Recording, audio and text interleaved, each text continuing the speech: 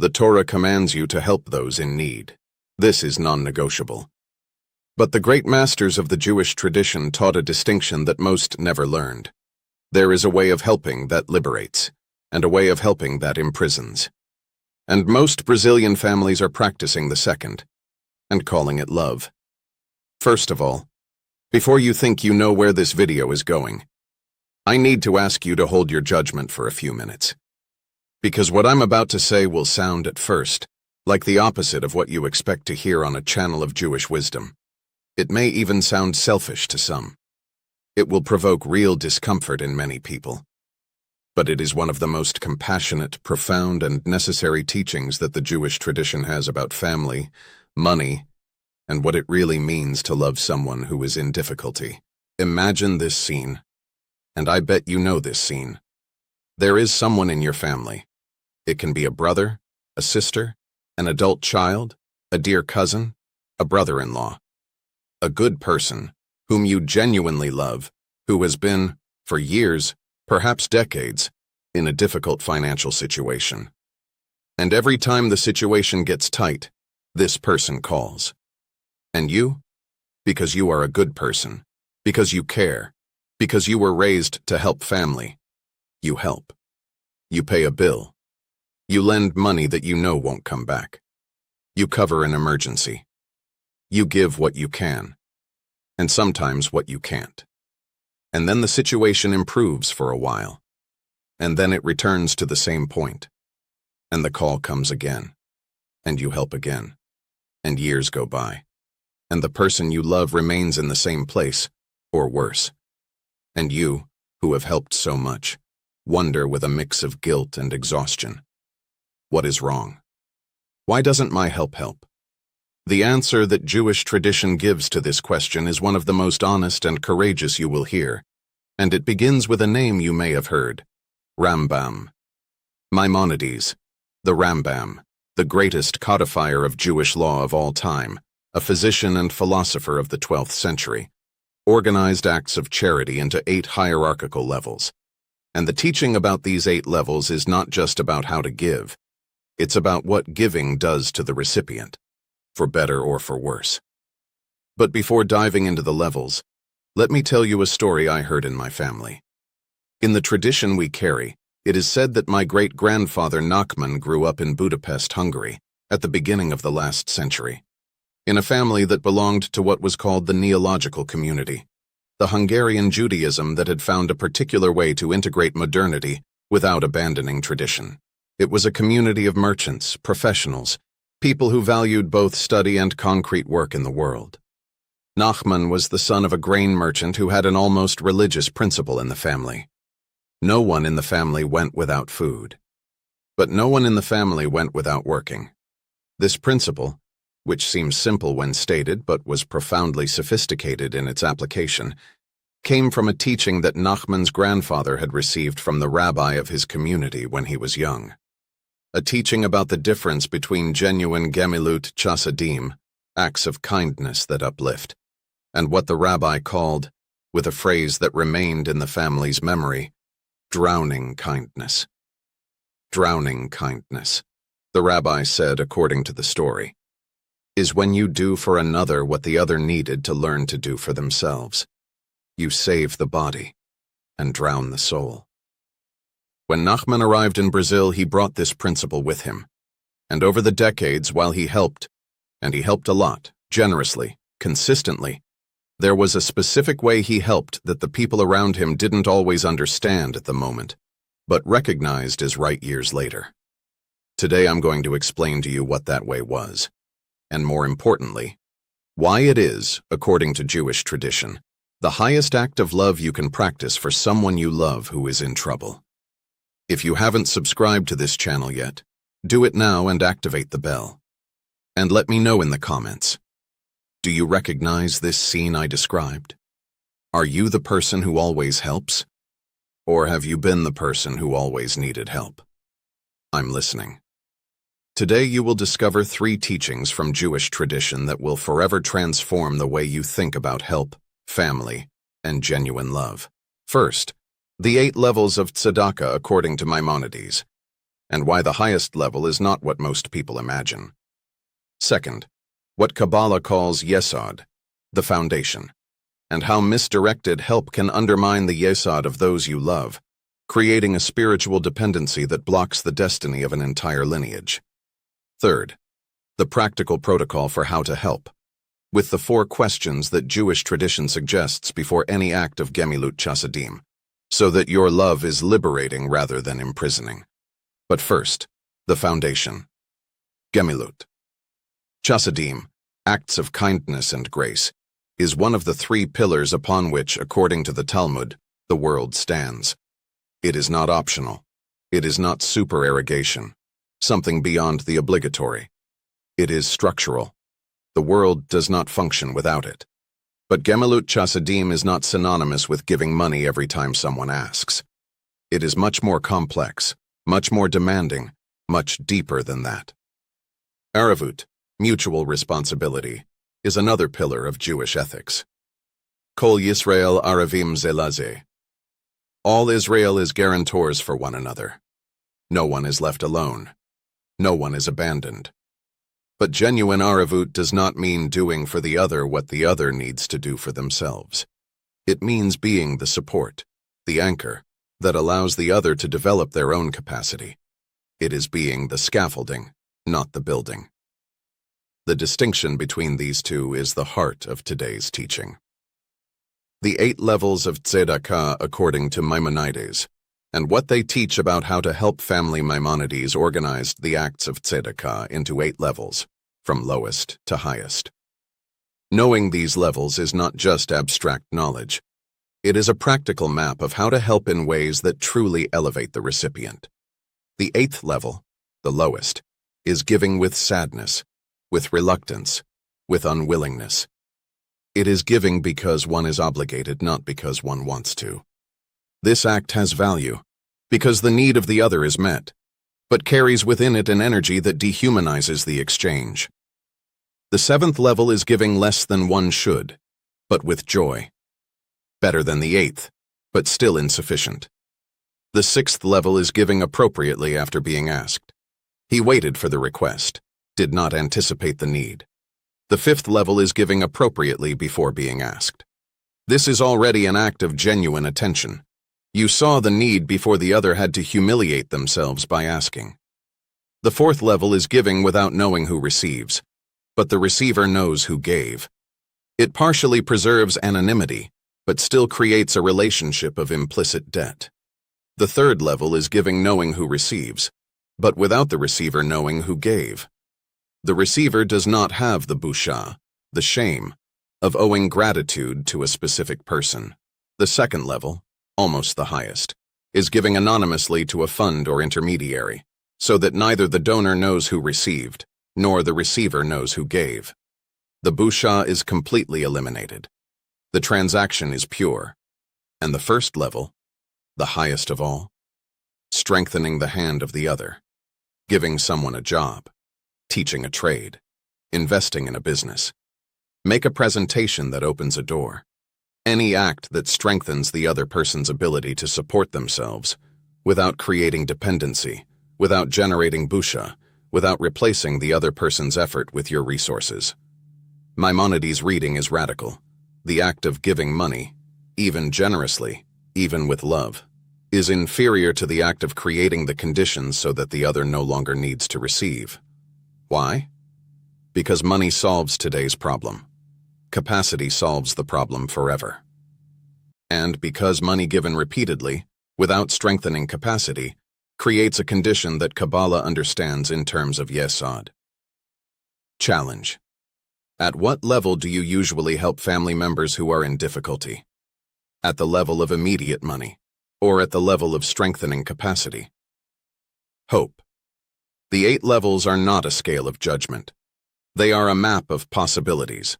And when you start to see the options that exist beyond money now, you discover ways of loving that are much more powerful and much more enduring. Yesod, the foundation that can be drowned in Kabbalah, the system of the 10 Sephirot, the 10 divine attributes that make up the structure of reality, includes a sephira called Yesod. Yesod means foundation, base, cornerstone. It is the quality that transmits, that connects, that channels the flow of abundance from above to below, from the highest levels to the concrete reality of the world. In the structure of the human soul, Yesod corresponds to the ability to connect genuinely, to be self-sufficient in the realm of relationships and resources, to be an active channel rather than a passive receiver. Tiferet, another sephira, which represents harmony, beauty, the balance between forces, is the center that coordinates everything. When Tiferet and Yesod are in balance, a person has inner harmony, Tiferet, and the ability to sustain and transmit, Yesod, that characterize a life of genuine prosperity and contribution. Now here is the teaching that the Rabbi of Budapest passed down to Nachman's grandfather, and that remained in the family tradition. When you systematically replace someone else's Yesod with your own resource, when every time their Yesod is tested you step in and cover the gap, you are not strengthening their Yesod. You are preventing it from developing. The muscle that is never exercised does not grow. The foundation that is never tested never solidifies. The capacity that is constantly replaced by another's capacity does not develop. It atrophies. And here is the dimension that goes beyond the psychological to the spiritual. When a person's Yesod is chronically replaced, when they never need to develop their own capacity for provision, because someone always covers, it creates a condition that blocks not only that person's development, but also the flow of abundance that should reach them through their own channel. Every person has a path of Parnassah that is specifically theirs, linked to their tashlit, their abilities, to their particular Mazal. When this path is permanently blocked by external help, when the person never needs to find it because you always cover beforehand, the blockage becomes deeper over time, not less. This is what Nachman's family called drowning the destiny of those you love, not out of malice, out of excessive misdirected love. And there is also a second dimension, the dimension of the giver. Ga'ava, pride, arrogance, is one of the most serious spiritual blockages identified by Jewish tradition. And one of its most subtle and difficult to recognize forms is what we might call the Ga'ava of the generous giver, the deep, often unconscious, satisfaction of being the provider, the savior, the indispensable one in the family. When your identity is intertwined with the role of someone who always helps, when you need the other to need you to feel your own worth, you are not just helping out of love. You are using the other to feed something within yourself. And this use, even completely unconscious, even with the best of intentions, is a form of onah, of harming the other, even believing you are doing good. The question that tradition poses, with all its frankness, do you help because the other needs? Or do you help because you need to help? The honest answer to this question may be the most valuable insight you have right now about your relationship with the family members who depend on you. Challenge. Is there someone in your family whose Yesod, whose ability to sustain themselves, is being chronically replaced by your presence? And are you in this dynamic because they need it, or because you need it? Hope. Recognizing this dynamic is not abandonment. It is the first step to loving more intelligently, more effectively, more truly helpfully. And when you change the way you help, without diminishing the love, both the Yesod of those you love and your own Tiferet gain a different quality. The law of preservation of panim. How to help without humiliating. Before discussing the practical protocol, I need to introduce a concept that is central to all of this. Panim means face. But in Jewish tradition, panim is also the symbol of fundamental human dignity. The prohibition of halbanat panim, of whitening someone's face, that is, publicly humiliating them, is considered by the sages to be as grave as the shedding of blood. Because busha, shame, humiliation, kills something inside the person that is as precious as physical life. Any form of help that creates busha, that makes the recipient feel smaller, dependent, diminished, is a way of hurting the panim. And tradition has a clear requirement. If you are going to help, help in a way that preserves the other's panem intact. But there is a nuance that goes beyond. It is not just the way of giving that can hurt the panem. It is the repetition of giving that eventually creates the condition of chronic busha, the feeling that I am someone who always needs, which corrodes the identity and yesod of the recipient more deeply than any specific humiliation. Kibud, honoring, is the antidote. Genuinely honoring the panem of the other is not just about avoiding humiliating them at the moment of giving. It is to help in ways that strengthen your self-image as someone capable, competent, worthy, not as someone who permanently needs the generosity of others to survive. And lo tamod, do not stand aside, is the commandment that prohibits inaction when someone is in real danger. This commandment is the answer to those who think that what I am saying is, let the family fend for itself. It is not. It is the commandment that says, when there is real danger, you act. But how you act makes all the difference to the spiritual field of everyone involved. And there is one last dimension that deserves attention. Zekut Avot, the merit of the ancestors. Jewish tradition teaches that the actions of one generation create a spiritual field that affects the following generations. Families where help has been given in a way that created dependency, where the pattern of there is always someone who saves has been passed down as a cultural inheritance, sometimes carry this pattern for 3, 4, 5 generations. Not as punishment, but like a pattern that has not been broken. And breaking the pattern, changing the way love and help flow within a family, is one of the greatest gifts of Zekut that one generation can leave for the next. Here I pause to mention the material we prepared for those who want to delve deeper into these teachings about family, real Gemilut Chasadim, and the generational cycles of prosperity and scarcity. It is in the pinned comments and in the description. For those who are taking this study seriously, it organizes these practices in a way that the video alone cannot.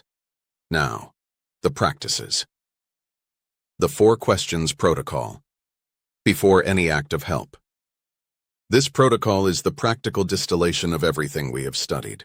Before any act of help to a family member, especially in situations that repeat, go through the 4 questions. Question 1. Is it an emergency or is it a pattern? Emergencies are acute, non-recurring situations where dignity and basic well-being are immediately threatened. An illness, an accident, a sudden loss of income.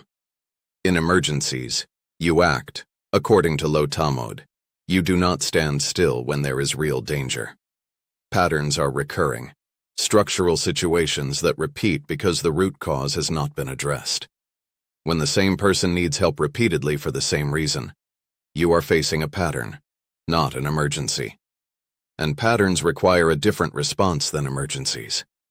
Helping a pattern as if it were an emergency, with immediate resources without addressing the cause, is postponing the problem, not solving it. And each time you postpone, the pattern becomes more entrenched and harder to change. Question 2. Does this help strengthen or replace? Every time you are about to help, ask, what will this specific help develop in this person?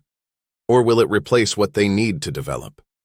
Paying a bill that a person cannot pay because they mismanaged their spending. Substitutes. Sitting down with the person and teaching them to organize their budget. Strengthens. Giving money to cover a debt that has been coming from the same source for years. Substitutes. Introducing that person to someone who can offer a better job or help them develop a skill they have but are not using. Strengthens. The question is not, should I help? The question is, how can I help in a way that builds yesud instead of substituting it? Question 3. Am I helping out of love for the other or out of my own need? This is the hardest question, and the most necessary. Sit with it honestly. If you stop helping in the way you have been helping, how do you feel? Relief? Or loss of identity, fear of no longer being needed, guilt that seems disproportionate to the situation?